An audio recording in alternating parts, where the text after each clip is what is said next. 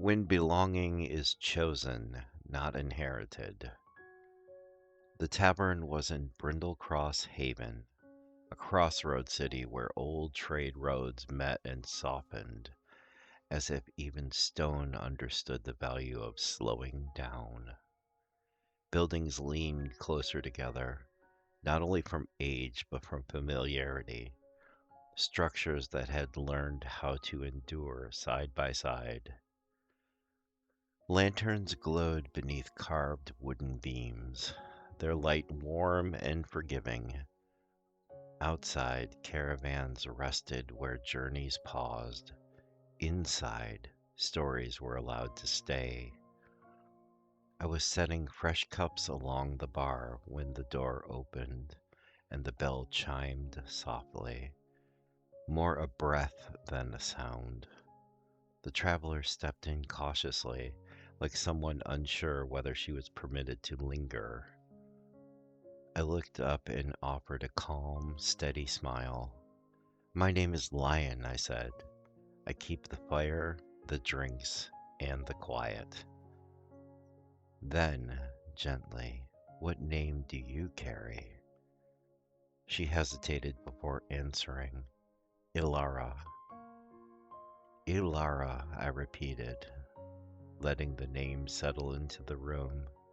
"Sit, you're safe here." She chose a seat nearest the hearth, close enough to feel the warmth, far enough to keep a little distance. Her shoulders remained tense, as if comfort were something temporary, something to be rationed. After a moment, she spoke. "I don't feel like I belong anywhere," Elara said. "Not with my family, not anywhere I've lived.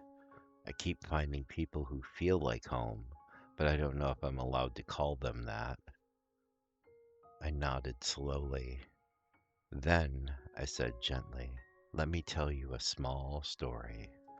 "Once," I began, "there was a bridge keeper whose duty was to watch who crossed and who stayed.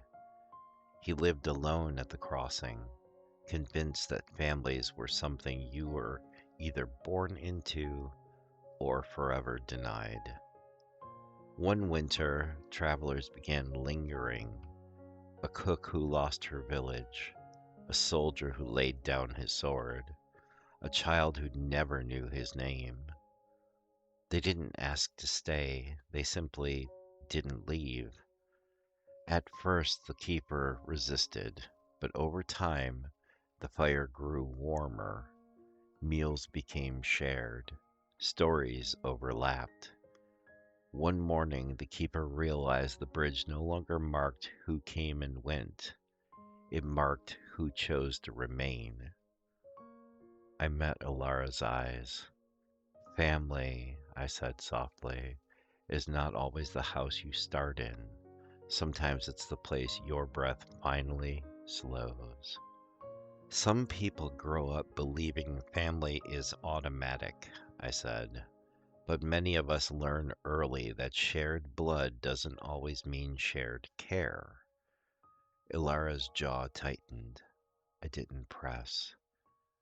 "When the people meant to protect you don't or can't, you begin to believe belonging is conditional, earned, temporary." At that moment, the cat hopped silently onto the bar, weaving between mugs like it owned the place, which in truth it did. We all did. It paused near Alara, studied her with ancient, unreadable eyes, then curled beside the hearth without ceremony. I allowed myself a faint smile. Even creatures who walk alone recognize warmth. Elara spoke again, softer this time. "I've found people who treat me kindly, who show up, but I'm afraid to call them family. Because if you name it," I said gently, "you risk losing it." She nodded. Found family asks us to do something terrifying, I continued. It asks us to choose and to allow ourselves to be chosen. Alex emerged from the back room, setting a bowl of stew in front of Elara. Some bonds, he murmured, form slowly enough that you don't notice until they're already holding you. Then he returned to his quiet work. Found family, I said, is built through repetition, shared silence, staying when leaving would be easier. I let the fire speak for a moment. Elara, I asked, when you imagine belonging, what frightens you most? That I'll believe in it and be wrong, she said carefully. I nodded. That fear doesn't mean you're broken. It means you've learned the cost of hope. Found family doesn't demand certainty, I said. It grows through small acts. I counted softly. Someone who listens without fixing. Someone who remembers how you take your tea. Someone who stays when things become inconvenient. The cat stretched, tail flicking once, then pressed briefly against Alara's leg before returning to the fire. Belonging, I continued, is not a title you earn. It's a pattern you recognize. Elara exhaled, shaky but lighter. So I don't have to decide all at once? No, I said. You're allowed to let it grow. Night settled deeper over Brindlecross Haven. Outside, lanterns swayed where caravans slept.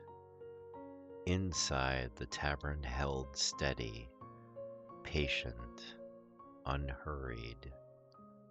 Found family, I said quietly, is made of people who choose to stay, not because they must, but because they want to. I watched Elara stand a little straighter than when she arrived. If you've spent your life feeling unclaimed, I added, know this. The ability to build chosen bonds is not a weakness. It is a skill forged through survival. Elara thanked me softly and stepped toward the door. The cat lifted its head, watching her leave. The lanterns will remain lit, my friend, and the fire will be warm, even when the door closes behind you. Return whenever the road feels heavy or when your heart seeks quiet company. Carry what serves you and leave the rest by the hearth. And know that this place and these words will wait patiently for you. Until then, travel gently and let the night watch over you.